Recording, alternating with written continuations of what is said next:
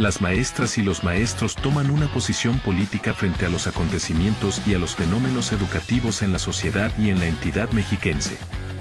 Noticias, reportajes, reflexión y denuncia. Todos los jueves de 3 a 4 de la tarde. Escuelas en Movimiento. Por Comunicadores MX. Hola, ¿qué tal? Muy buenas tardes. Sean bienvenidos una vez más a su programa Escuelas en Movimiento a través de Comunicadores MX, hoy 16 de abril.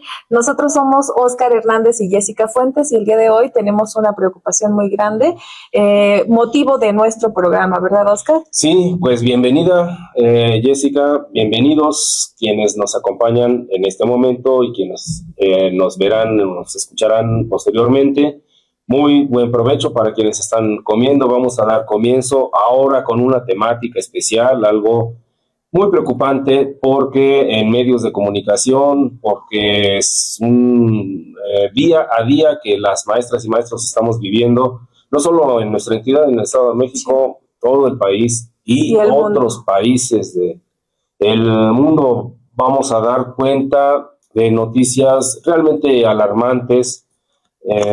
A mí en particular me desestructuran el pensamiento, me angustian, sinceramente, quiero decirlo, para dar una idea.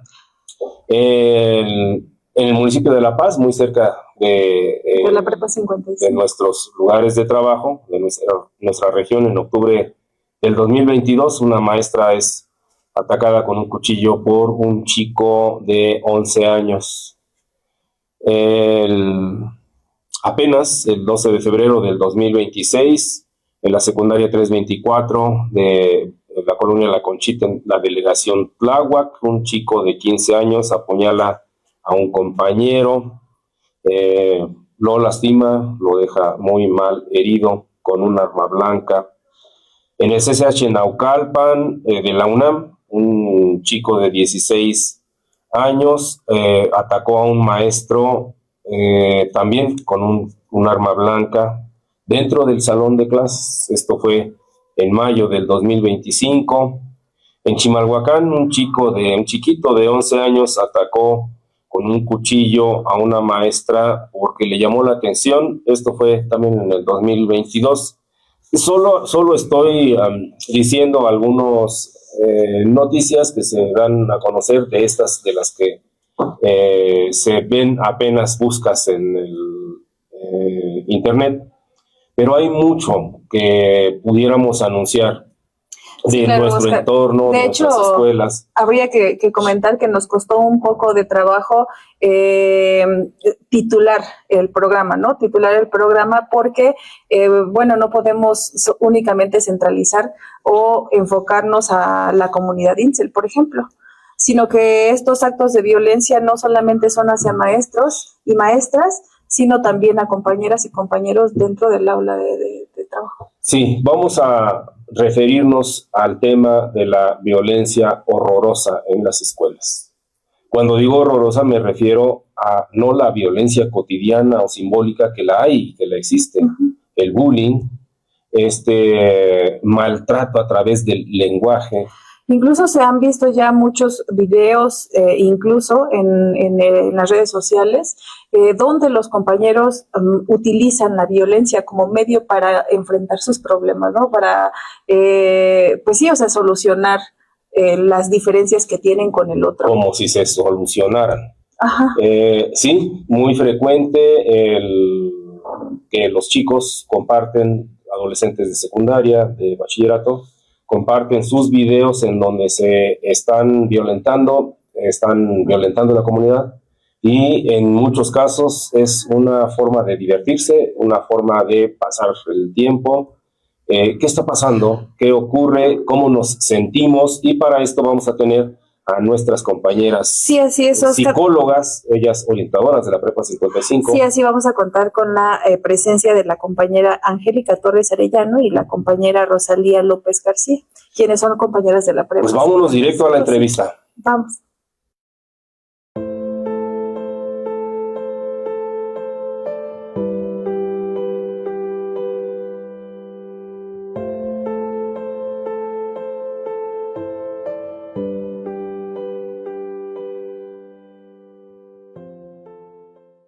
Bien, pues continuamos con el programa, dándole la bienvenida a las compañeras orientadoras de la Prepa 55, la maestra Angélica Torres Arellano y la maestra Rosalía López García. ¿Cómo están, maestras? Muy bien, gracias por la invitación. Pues muchísimas gracias por presentarlas, Jessica Fuentes, por estar con nosotros, compañera Rosalía, compañera vecina de la colonia Ejército del Trabajo, en Chicoloapan, en donde hemos vivido ahí mucho tiempo, y nuestra compañera Angélica Torres, también orientadora de la Prepa 55, a quienes conocemos desde hace ya muchos ayeres. Muchas gracias. Además, bueno, hoy con la casualidad de que son compañeras egresadas de la misma institución de educación universitaria de la UAM Xochimilco, ambas son psicólogas. Muy importante su participación porque el tema que nos trae ahora es precisamente el dilucidar qué está pasando, cómo podemos interpretar este fenómeno que nos horroriza en las escuelas, el fenómeno violento, pero no cualquier violencia, estos acontecimientos que sobrecogen nuestras almas, que sobrecogen nuestro ser. Para decir ejemplos, me voy a permitir leer mis datos. Apenas 15 de abril de este año, un chico de 14 años en Turquía, con un arma automática, mata a 9 personas y deja heridas a 13. Esas son las notas que salen en la prensa. Realmente dramático. Todos recordamos las maestras, las compañeras maestras, y que nos pusieron de luto a todo el magisterio mexicano, porque el 25 de marzo, en Lázaro Cárdenas, Michoacán, un muchachito de 14 años las asesina, con también un arma automática. Fue muy sonado el caso de otro chico de 19 años en el CCH Sur, en la Ciudad de México, que asesina a un compañero con una arma blanca. Me parece que con una hoz, con una arma punzocortante, y lastima severamente a un vigilante, a un trabajador. Esto en el CCH Sur de la UNAM, lo cual provocó muchas reacciones. No son los únicos casos, desafortunadamente hay múltiples. Vamos a ver qué nos dicen nuestras compañeras psicólogas que tienen muchos años como orientadoras escolares en la Prepa 55. Ellas han estudiado también sus posgrados en distintas instituciones. ¿Nos podrían decir de entrada, compañera Rosalía, cómo fue tu formación? De una manera muy lo que nos puedas compartir, tu formación profesional como psicóloga y por qué eres psicóloga. Claro. ¿Por qué soy psicóloga? Soy psicóloga porque hubo una maestra en la preparatoria donde yo estudiaba. Ella era anestesióloga. ¿Qué preparatoria? Perdón por la... Sí, y yo, sí, la preparatoria donde yo estudié es la preparatoria 3, pero pertenece al estado de Oaxaca, en Guajuapan de León. Ok. Entonces, ahí nuestra maestra era anestesióloga, no era psicóloga. Sin embargo, ella, un día le pregunté que por qué ella, siendo anestesióloga, pues daba clases de psicología. Eso me llamó la atención.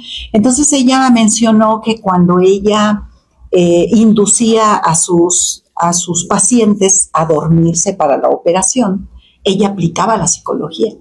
Entonces ella les preguntaba cómo se sentían, los tranquilizaba, les preguntaba sobre su familia, quiénes lo esperaban, para qué les servía la vida. Y entonces todo eso que ellos le decían, incluso les preguntaba qué música les gustaba. Y durante la cirugía, ella les ponía la música que les gustaba. Pero además, mientras los inducía, les hablaba sobre su familia, sobre que esa familia los estaba esperando, que recordaran el amor que le tenían pues sus hijos, su mamá. Entonces los envolvía en un clima para que ellos quisieran regresar. Es así como yo dije, bueno, qué tan importante es esto de las emociones, del sentirse bien, del ambiente familiar, de estar aquí, pues en este mundo, relacionándonos con los demás, ¿no? Y con nuestras emociones, además. Ese fue el motivo por el cual yo estudié psicología. Estamos hablando de una anestesióloga que prácticamente te hipnotizó y te sedujo a la psicología. Exactamente, así fue. Ok, luego de la licenciatura has estudiado también posgrado. Sí, claro. A mí me interesaba mucho el ambiente familiar, porque sí considero que pues de dónde venimos, ¿no? Quiénes somos, de dónde venimos y que el ambiente familiar puede ser salvador en muchos casos. Entonces a mí me interesó mucho la terapia familiar. Hice una maestría en terapia familiar en el Instituto de Terapia Familiar Sencali en la Ciudad de México. Y de ahí también he tenido algunos otros estudios en terapia breve estratégica para ver resultados rápidos. A pesar de la terapia breve estratégica, le presta mucha atención a las emociones. De hecho, de esto vamos a estar hablando, ¿no? Porque estos casos tan terribles tienen que ver precisamente con las emociones, cómo nos sentimos, cómo se sienten esos chicos para llegar a esto, ¿no? Bien, muchas gracias. En tu caso, compañera Angélica Torres, ¿por qué eres psicóloga? Que soy psicóloga porque me ha interesado la forma en la que se relacionan las personas, en cómo interactuamos los seres humanos, y ese afán, ¿no?, de querer ayudar a la gente. O sea, yo creo que, y sigo pensando firmemente que las personas somos buenas y que es el entorno el que nos envilece, el que nos hace hacer cosas indebidas. Entonces me quise encaminar ahí a la psicología y después a la psicología educativa. Influyó mucho la orientadora que yo tuve. Yo estudié en la Prepa 7 aquí del Estado de México. En Los Reyes La Paz. En Los Reyes La Paz. Uh-huh. Mi orientadora pues era psicóloga y fue como mi ídola. Y dije, yo quiero ser orientadora. ¿Se vale decir el nombre? Uy, no me acuerdo de la maestra. No. Pero quiero compartir que ahí conocí a un maestro que trabajó acá, el profesor Chombo, fue mi maestro en la Prepa. Octavio Alonso Chombo, a quien le mandamos un saludo. Sí, él fue mi maestro también allá en la Prepa. Entonces mi orientadora, ¿de qué estudió? Psicología. Yo quiero ser psicóloga, ¿no? Y ya en la universidad me encaminé a la psicología educativa. Y desde entonces por ahí me he encaminado a estudiar una maestría en el Instituto Montessori de Puebla de Ciencias de la Educación, de una especialidad en psicología educativa en la UNITEC. Últimamente me he enfocado en tomar cursos y diplomados de neurodidáctica y soy fiel creyente de que la educación puede cambiar al mundo. Por eso me apasiona la educación. Muchas gracias. Sin más preámbulo, les quiero preguntar a bote pronto, ¿tienen miedo de los actos de horror, de los actos que las estudiantes han manifestado quizá en nuestra escuela y en otros espacios educativos? ¿Tienen miedo, Rosalía? Sí. Una sola pregunta, una sola respuesta, una sola palabra. Sí. Angélica. No. Correcto. Jessica. No. Yo sí tengo mucho miedo. 2 sí, 2 no. ¿Por qué?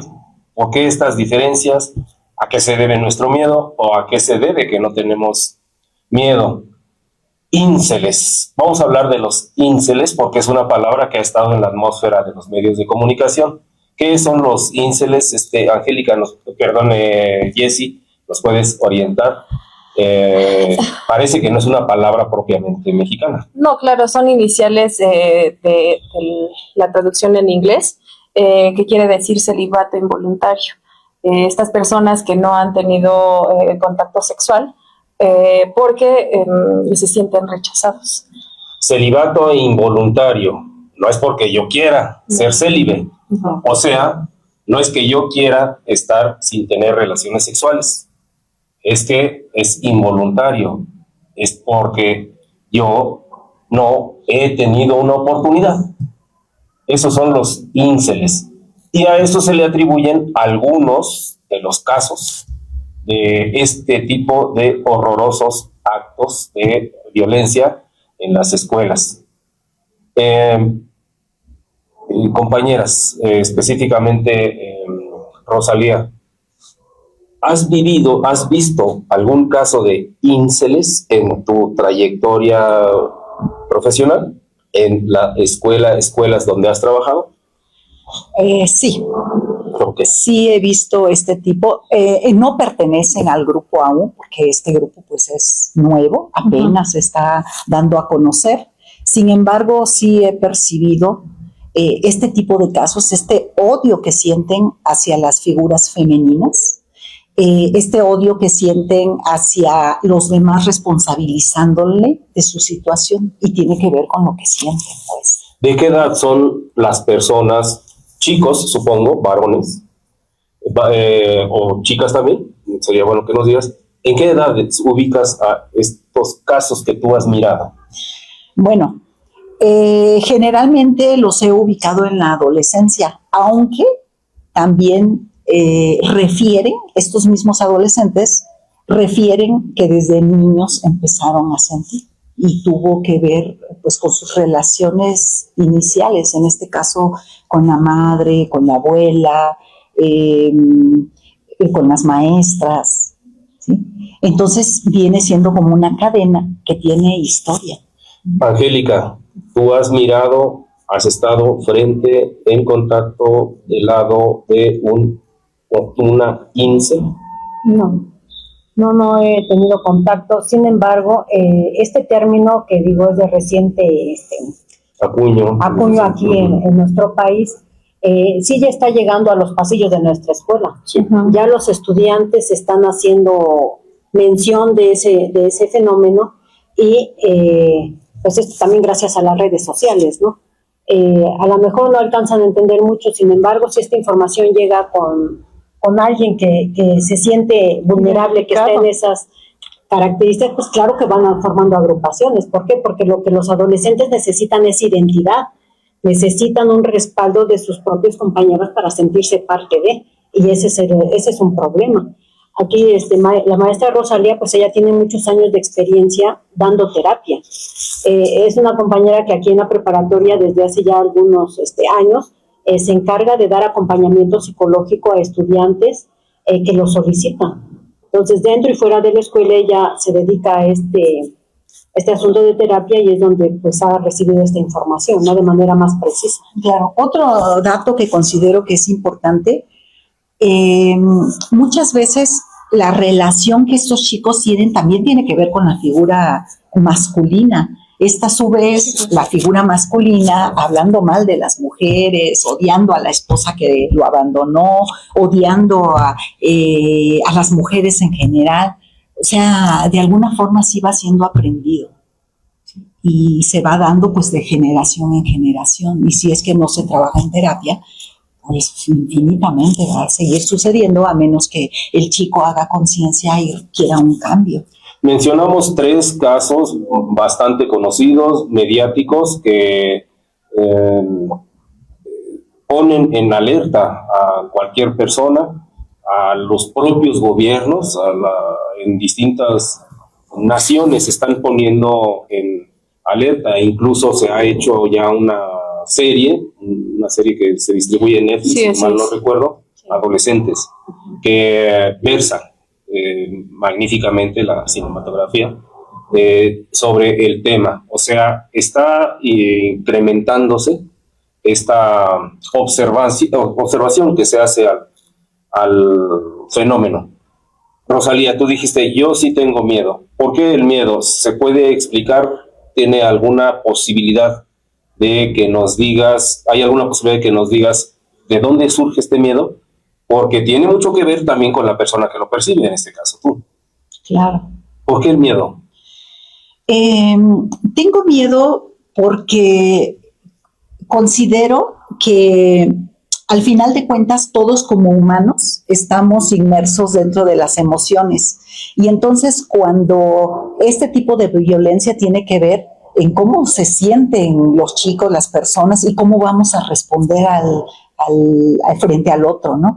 Y entonces, eso, hay veces que debido a lo que nos ocurre, si hay una desgracia, por ejemplo, nosotros no podemos controlar a un chico de cómo se siente en su casa. A lo mejor aquí puede el chico venir y nosotros ser aquí la buena onda. Cuando decimos aquí nos referimos a la escuela, porque estamos en un medio en el que nos sentimos como en compañerismo y como si estuviéramos en la escuela.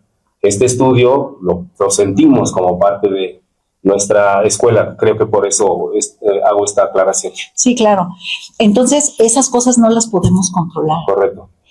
Yo puedo, por ejemplo, hacer intervenciones si el chico viene, me explica cómo se siente, yo puedo hacer las intervenciones pertinentes, puedo tratar de ser respetuosa con los chicos dentro de los grupos. Sin embargo, yo no sé si el chico trae un arma y yo no sé si lo que yo le diga va a ocasionar algo en él que motive que saque un arma y nos dispare a todos los que estamos. Entonces es la incertidumbre, la zozobra, lo que te lleva a temer, a tener sí, miedo. Claro. Y en tu caso, compañera Angélica, bueno, ¿cuántos años tienes como orientadora escolar? Laborando aquí 28 años. 28 años, y en 28 años laborando, nos dices, aquí en el estudio, laborando en la Prepa 55, que no tienen miedo.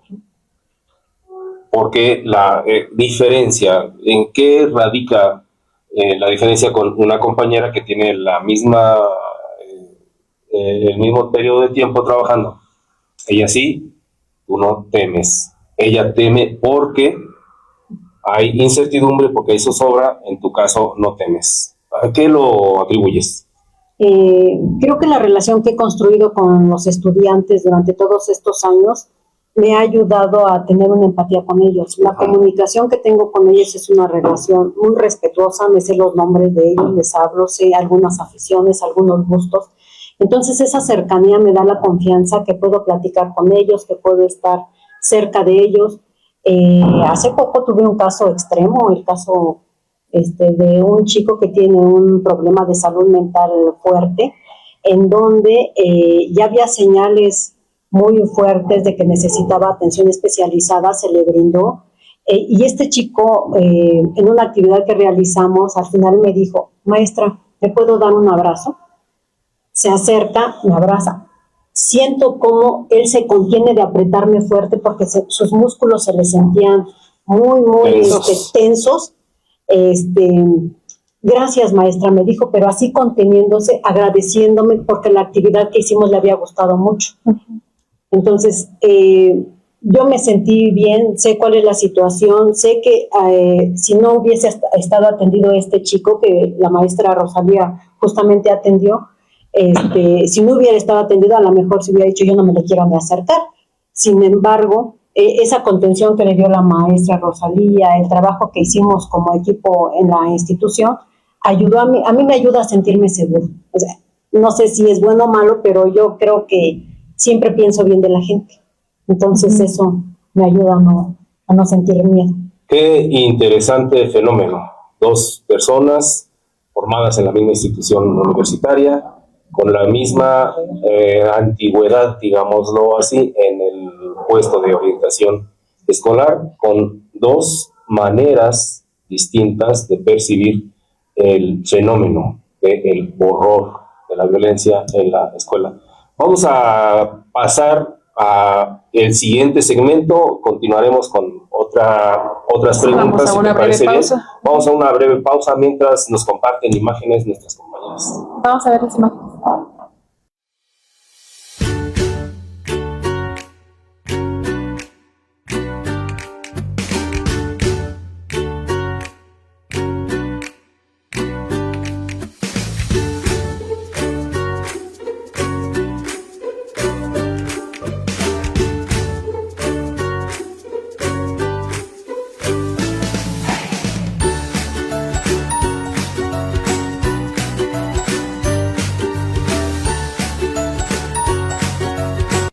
Bien, pues continuamos con esta mesa de debate, este diálogo, que más que una entrevista es eso. Charla. Es una charla.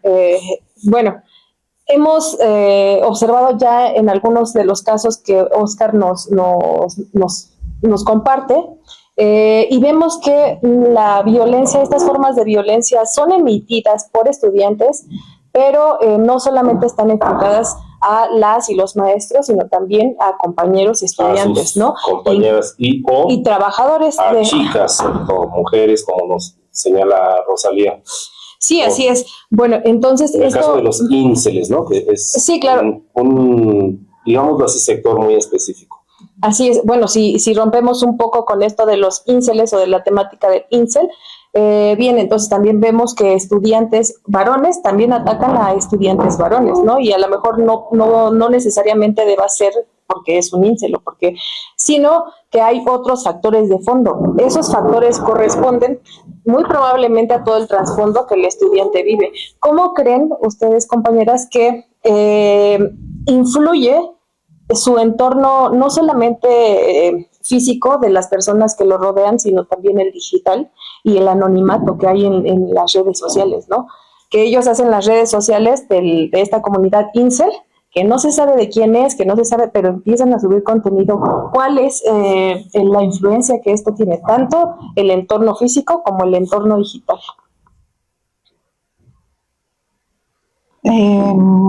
Lo mencionaba la maestra Angélica, tiene que ver, cuando ellos empiezan a pertenecer a grupos, tiene que ver cómo se sienten. Cuando buscan a sus compañeros, pues es lo que escuchan, la parte que las otras personas dicen sobre sí mismo y cómo perciben ese mundo exterior, ¿no? Y entonces no hay que olvidar que pues están en la adolescencia, quieren pertenecer, pero además también es sumamente importante cómo se sienten. Si se sienten solos y encuentran otra persona que también se siente sola, ¿qué es lo que van a hacer? Incluso hasta en una relación de pareja, ¿no? Solos contra el mundo, ¿no? Y mientras menos nos quieran, aquí vamos a estar unidos juntos. Y eso hace que empiecen a identificarse con este tipo de grupos, con otras personas que piensan igual que ellos. Y entonces, un tanto el querer pertenecer al grupo, otro tanto cómo me siento, ¿sí? Y entonces, ¿con quién me siento validado? Afuera me dicen que no me quieren, me rechazan, ¿sí? Sin embargo, aquí me validan mis emociones. Pienso igual que ellos, me siento igual que ellos sí me entienden. Entonces es ahí donde empiezan a crear estas redes, a pertenecer a estos grupos. En algunos de los casos vemos que los estudiantes, las y los estudiantes replican lo que observan, ¿no? Lo que observan desde casa, lo que observan en sus comunidades. Vivimos en una zona muy violenta, ¿no? En donde hay asaltos, en donde hay venta de droga, y ellos lo observan, por tanto replican. Si ellos replican las cosas malas, pero también hay sectores que no son esas cosas malas nada más, sino también cosas buenas, ¿por qué no también replicar esas cosas? ¿Cuál creen que sea su resistencia a no replicar estas acciones? Claro.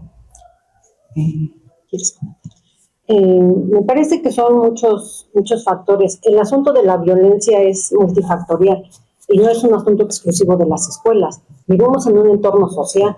En las redes sociales hay mucha violencia, en el hogar hay violencia, en el salón de clases hay violencia, en los pasillos hay violencia. Y entre maestros, maestras hay violencia, claro. Entre padres, madres de familia hay violencia, entre padres con maestros, maestros con padres de familia hay violencia. Así es, entonces ese fenómeno que no es exclusivo de las escuelas, y lo quiero remarcar porque se nos ha satanizado mucho en los medios de comunicación, en donde creen que es exclusivamente un asunto de la escuela que tiene que atender lo de la violencia, cuando no surge aquí, ¿no? Lo decía la maestra Rosalía, ¿cuál es la importancia de la familia? Pero también de los medios de comunicación, de qué están consumiendo, de a qué tienen acceso las y los adolescentes. Entonces, ¿por qué replican solo lo malo y no lo bueno? Pues porque es más lo malo lo que consumimos. O sea, el hecho de estar escuchando todo el tiempo insultos por parte de papá, de mamá, las comparaciones entre estudiantes, entre mismos compañeros se insultan, se mientan la madre, y para ellos ya es lo cotidiano. Entonces el cerebro ya está acostumbrado a eso, ya transitó ese camino, y salirnos de aquello que nos da cierta estabilidad, es muy complicado. Cambiar nuestros patrones de conducta, nuestros patrones de pensamiento, requiere un trabajo terapéutico de tiempo, y que no todo mundo estamos dispuestos a hacerlo. De voluntad, ¿no? No. Entonces el asunto de la atención a la salud mental está muy demeritado, no se atiende, y eso está generando que la violencia vaya incrementando.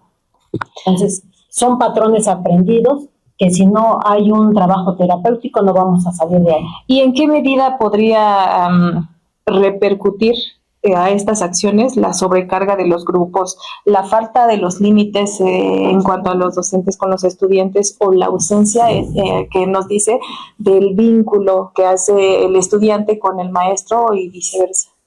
Sí, fíjate que es muy curioso, en esta fecha de calor, cuando empieza el calor, en los salones que están de 40, 45, 50 estudiantes, sí se empieza a notar que hay una mayor incomodidad. Hay poca tolerancia a compartir el espacio físico, y si alguien se para y choca con el otro y ya está, porque está haciendo calor, responde más rápido a esta interacción, y responde de manera violenta. Sí, cuando hay sobresaturación, también hay menos posibilidad de que cada docente tenga un mayor control o mayor interacción con las y los estudiantes. Entonces sí son muchos factores que intervienen, y creo que este asunto del vínculo a mí me parece fundamental, súper importante. Porque para establecer un vínculo con los estudiantes, primero necesitamos ser auténticos. Necesitamos hacerle saber al otro que lo que hacemos lo hacemos por gusto, y que estamos respetando a la persona que tenemos enfrente, que no es menos ni más, simplemente es un estudiante y que merece mi respeto. Entonces, cuando yo considero que la otra persona que está a mi lado es igual de valiosa que yo, entonces la otra persona se da cuenta, pero no se puede fingir lo que no se siente. Sí. Quisiera agregar algo más a esta pregunta de por qué se copia más lo malo que lo bueno. Porque es más fácil. Es más fácil portarme mal, es más fácil hacer travesuras, es más fácil. Pero además de eso, sí tiene que ver con lo cerebral. O sea, estamos acostumbrados a vivir en tensión, a buscar el problema. Y entonces, si nuestro ambiente infantil fue así como estar siempre alerta, estar en problemática, cuando estamos tranquilos, pues no podemos, así como que buscamos, ¿y ahora qué hacemos, no? Y entonces eso requiere un trabajo terapéutico. Aunque lo infantil haya sido negativo, pero es lo seguro. ¿Por qué? Pues porque nos acostumbramos. Es lo seguro, es el ambiente que vivimos en la infancia. Entonces, cuando somos adultos, pues lo vamos replicando. Y cuando somos adolescentes, no hay que olvidar también que estamos en contra del mundo adulto, porque no queremos parecernos. Entonces, si mi papá, si mi mamá hacen cosas buenas, pues no lo veo. Y si lo veo, ¿por qué no voy a hacer lo que ellos quieren, no? ¿Por qué no me quiero parecer a ellos? Entonces voy a buscar otras cosas donde sea yo completamente diferente. Y entonces es más fácil hacer cosas que tengan que ver, pero además que me miren, ¿no? Además, no voy a sobresalir en tener las mejores calificaciones, en ser la persona mejor portada, pero sí puedo sobresalir en ser el más travieso, en hacer cosas pues que reten a los demás, ¿no? Con tal de que me miren. Y estoy hablando, no necesariamente es consciente, ¿sí? Tiene mucho que ver nuestra parte inconsciente, y nos vamos de nuevo a cómo nos sentimos. Maestras, yo tengo que preguntarles, es mi deber como entrevistador, pero también como director escolar, porque hay varias cosas que me gustaría controvertir. Y más que, bueno, en este caso, más que controvertir, me interesa que me pudieran decir, que nos compartan a nuestro auditorio, ¿la escuela sí puede resolver esta problemática de la que estamos hablando? La escuela sí puede incidir, sí tiene posibilidades reales de hacer algo. Y digo más, la escuela autogestionaria, la escuela popular, que ustedes vienen trabajando en una escuela de organización, escuela popular, en una escuela que tiene otras maneras de concebir la educación, otras maneras de concebir a las personas y el compañerismo y la solidaridad y la cooperación. La escuela puede hacer algo para evitar el sobresalto de los que causa los ínceles, para evitar el horror de los acontecimientos violentos.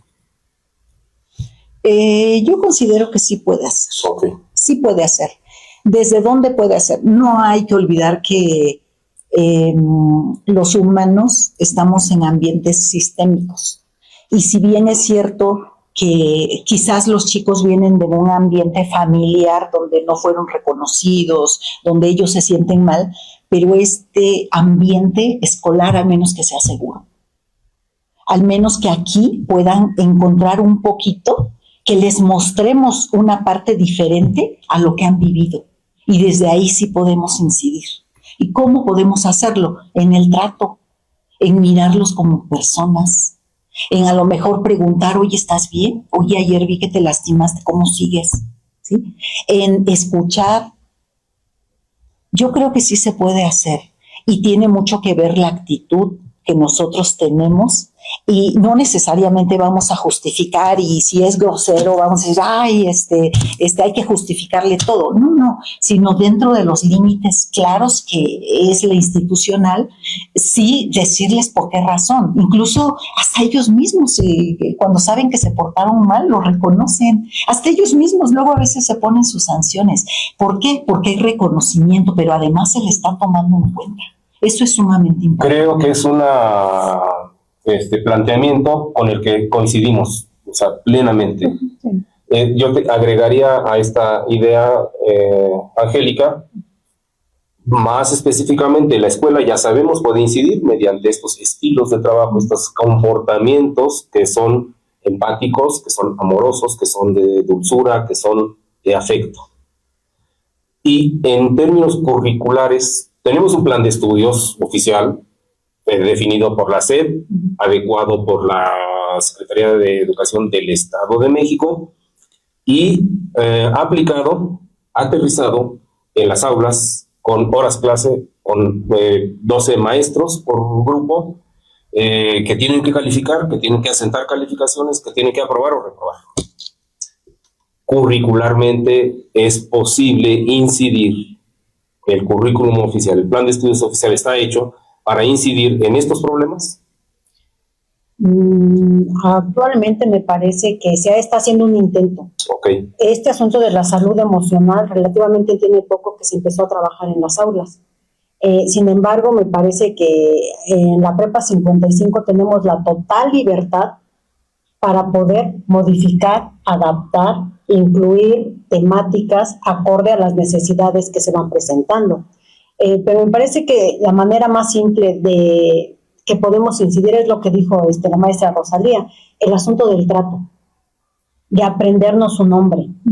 Aunque también entiendo, maestros, maestras que tienen 10 grupos, apréndete el nombre de 400 personas, es un tanto complejo. Sin embargo, para las y los estudiantes el hecho de que, oye, te cortaste el pelo, oye, están padres tus tenis, oye, ¿qué música te gusta? Tener ese tipo de interacción donde no es nada más académico, sí tiene un impacto. Y los chicos, de verdad, yo ya estoy 100% segura que lo único que van a recordar de la prepa cuando salga es ese contacto humano que tuvieron con las y los maestros. No se van a acordar de los números ni de las asignaturas, ni de la raíz cuadrada. Ni de las fórmulas, ni de los ejercicios de álgebra, ni de los sin embargo, de estequiometría, del cálculo de la molaridad. No, van a recordar esas experiencias de interacción que tuvieron entre los compañeros y entre los docentes. Y a lo mejor les va a pasar como a mí, como a la maestra Rosalía. ¿Qué es lo que nos motivó a estudiar lo que estudiamos? El trato y la interacción de los profesionistas con los que tuvimos. Entonces hay estudiantes que van a salir y dicen, yo quiero ser psicóloga, a lo mejor porque la maestra Angélica era bien buena onda, ¿no? Me gustaban sus clases. O yo quiero estudiar historia porque el maestro Miguel era la manera en la que nos enseñaba la historia. Eso es lo único que se van a Estamos hablando de modelos de imitación, estamos hablando de modelos, referencias que queremos imitar. Sí, pero que los estudiantes se sientan mirados por las y los maestros, que se sientan respetados como personas, porque desafortunadamente está la idea de que los adolescentes cada vez vienen peor, ¿no? Le decimos, maestro, ¿que no te acuerdas cuando tú fuiste adolescente? O sea, se te olvida que en su momento tú también fuiste un rebelde y que también te saltaba las reglas y que también te valía, pero eso se nos olvida. Entonces creemos que los adolescentes de ahora son peores que los adolescentes que antes. Bueno, vamos a hacer otra pausa. Tenemos que queremos compartir otras imágenes. En tanto, dejaré una pregunta para que podamos discutir de ella, para que podamos analizar la nueva escuela mexicana y el sistema educativo oficial. Este sistema, esta política educativa nacional, estatal, es apropiada para evitar los eventos INCEL, para evitar la violencia horrorosa de las escuelas. Esa es la pregunta, a ver qué nos dicen en la siguiente intervención. Vamos a una pausa.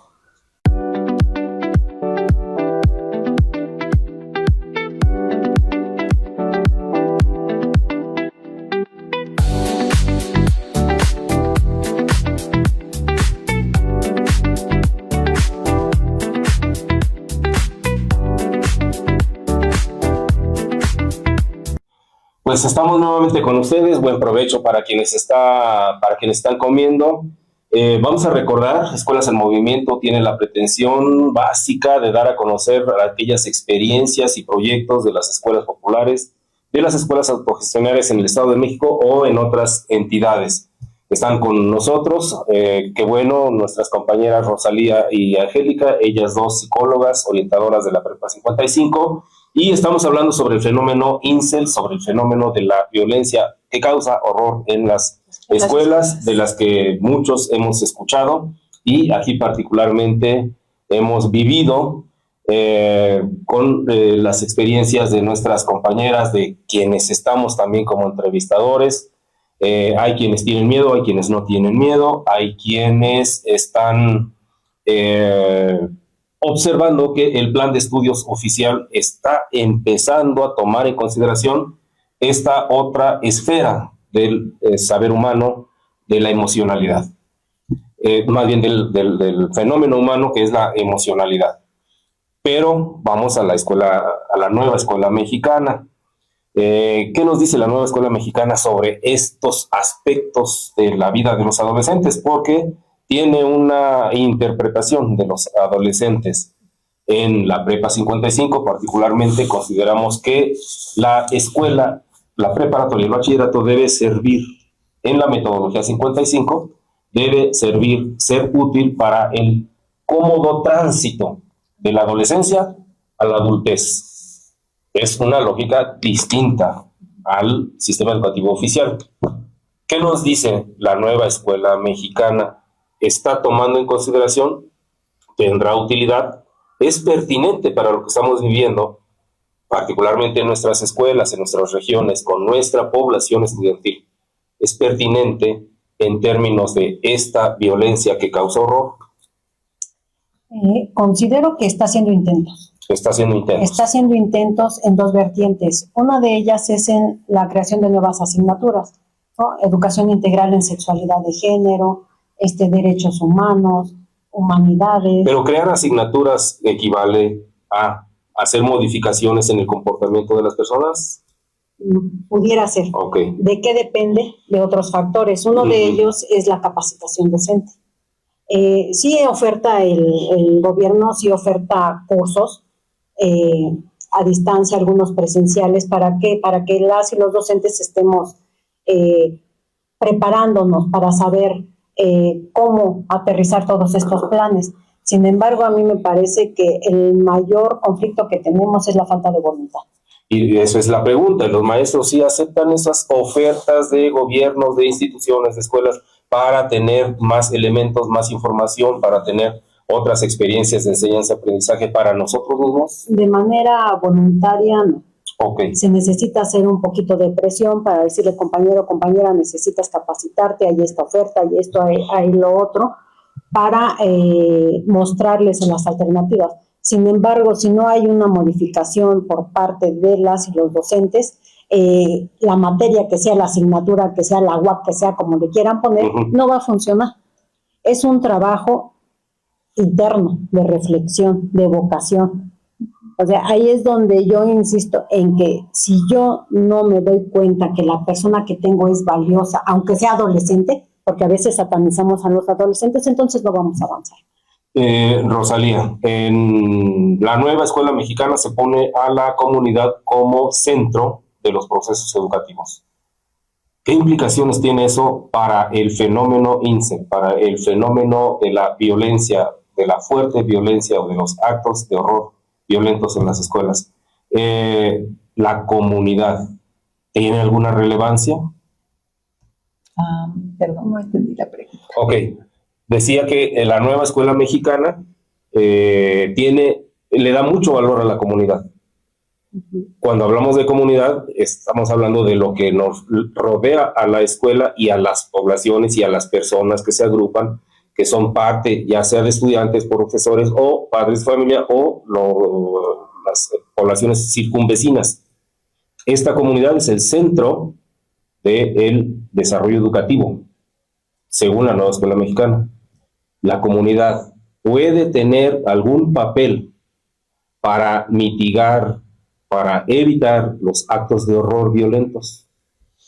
Yo creo que sí podría hacerse algo a nivel de comunidad. Por ejemplo, si hubiera más centros deportivos, si hubiera más regulación en lugares donde les venden cosas que no deben a los estudiantes, que permitan mayor flexibilidad.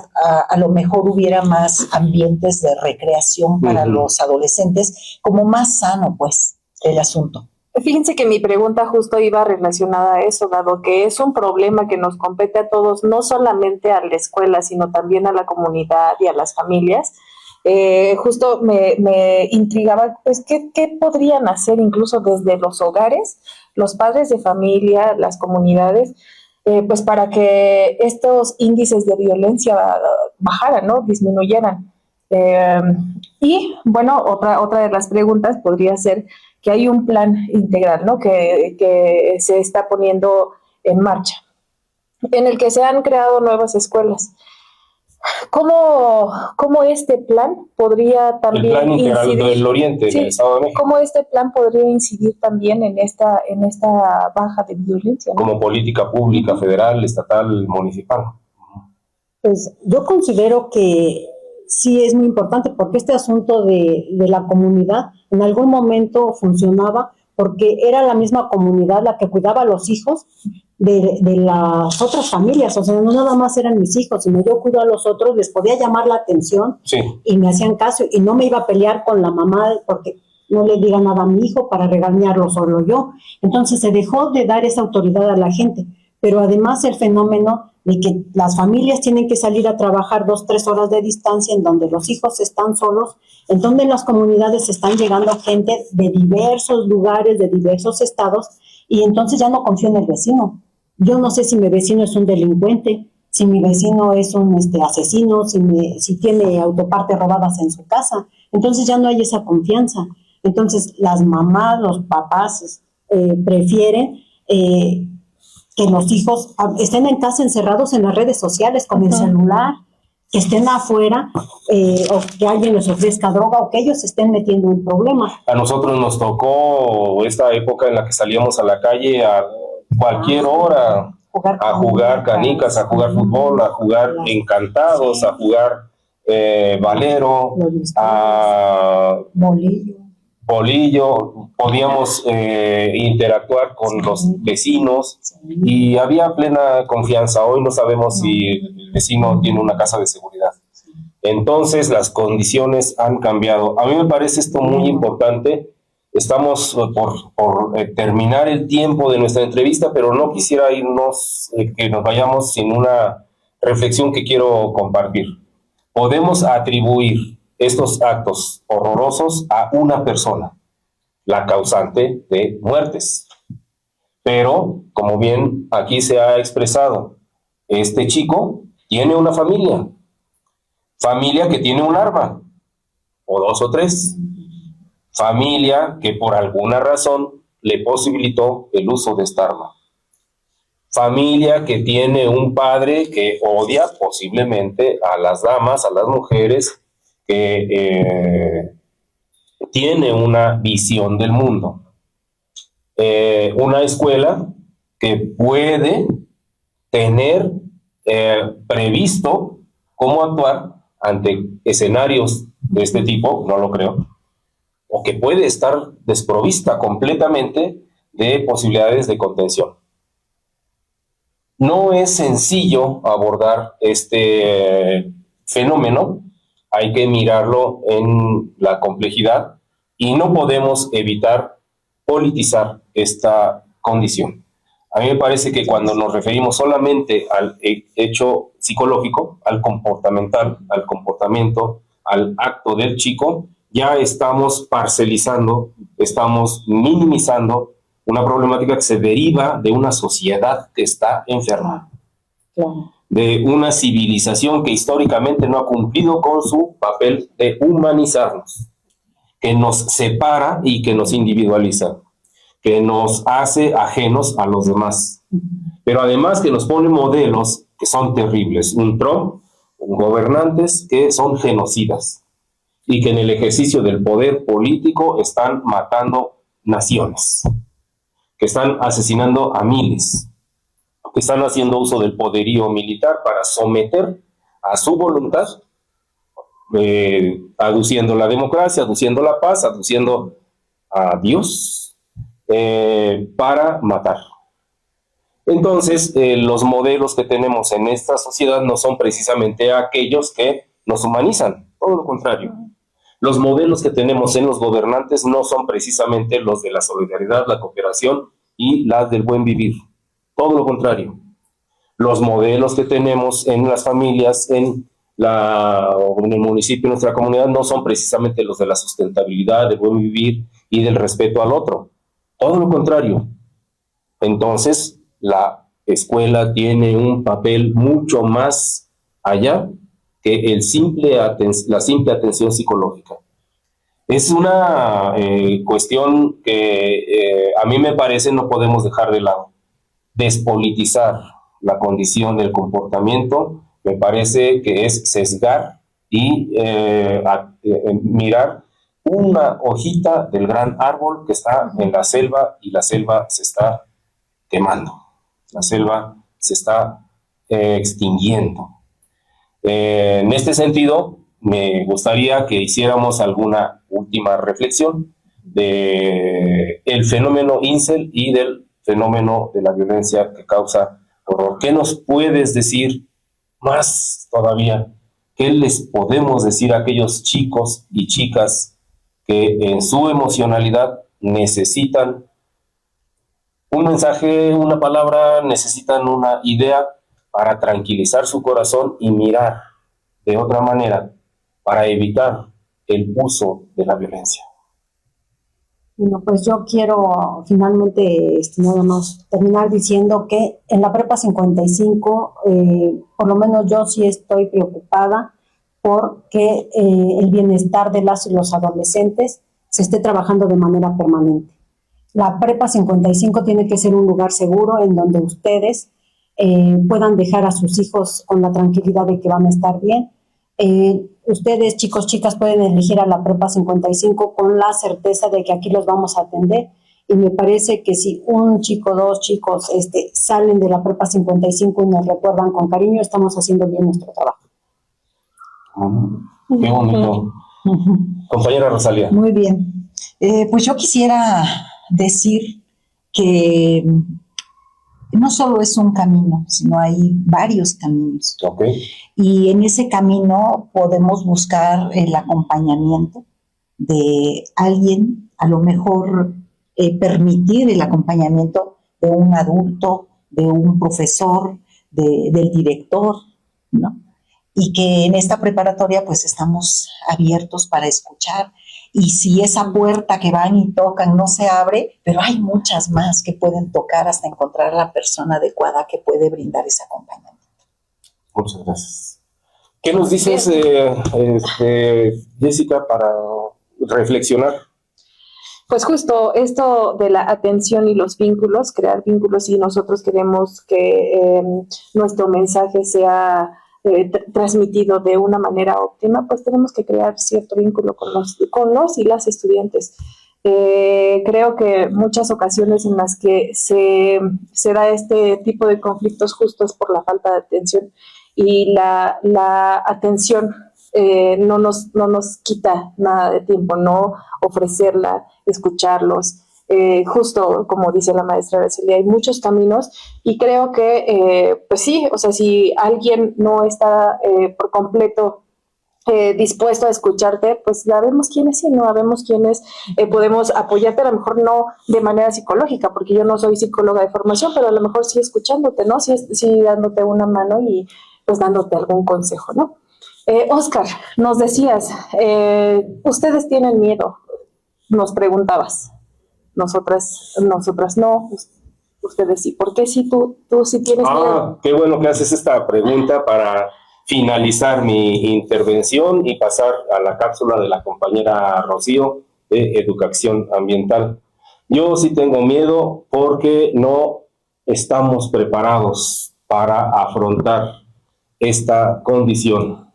Si llega a haber un acto de horror, no nos hemos preparado porque no somos policías, porque no somos personas que utilicen armas para combatir otras armas, porque no somos personas que nos hayamos preparado para evitar golpes, para evitar el uso de una arma blanca, para evitar el uso de un revólver o una ametralladora.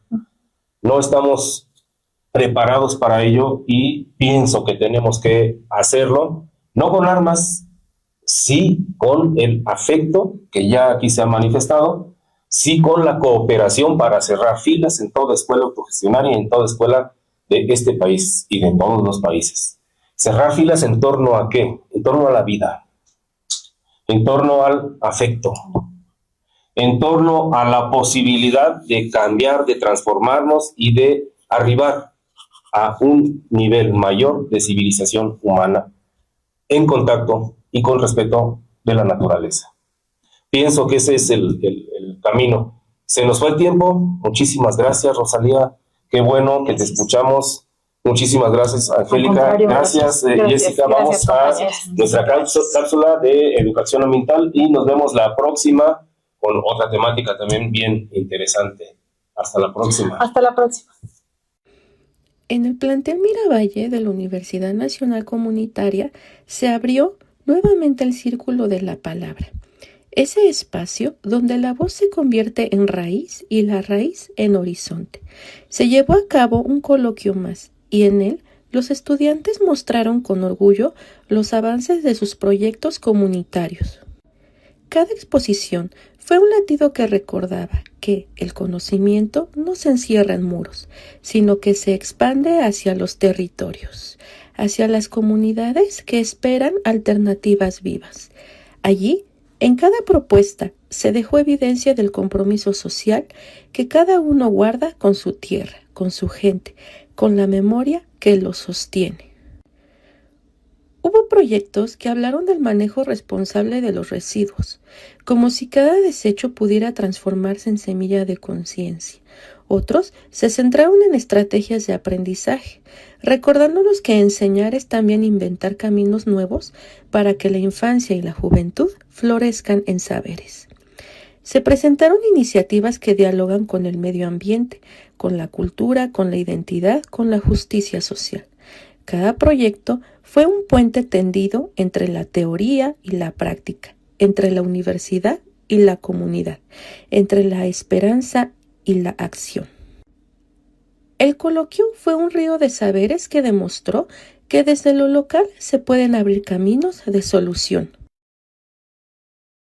que la justicia se siembra en huertos escolares, que la cultura se preserva en la palabra compartida, que la dignidad se defiende en proyectos que nacen de la comunidad misma. Las y los estudiantes, con la fuerza de su creatividad y el pulso de sus territorios, nos recordaron que la educación comunitaria no es solo aprendizaje, sino también resistencia, esperanza y construcción de futuro. Que este coloquio sea entonces un canto colectivo, un faro que ilumine la certeza de que desde las alternativas locales se pueden transformar los grandes problemas y que cada avance es una semilla que germina en el corazón de Miravalle y florece en la vida de nuestras comunidades. Gracias.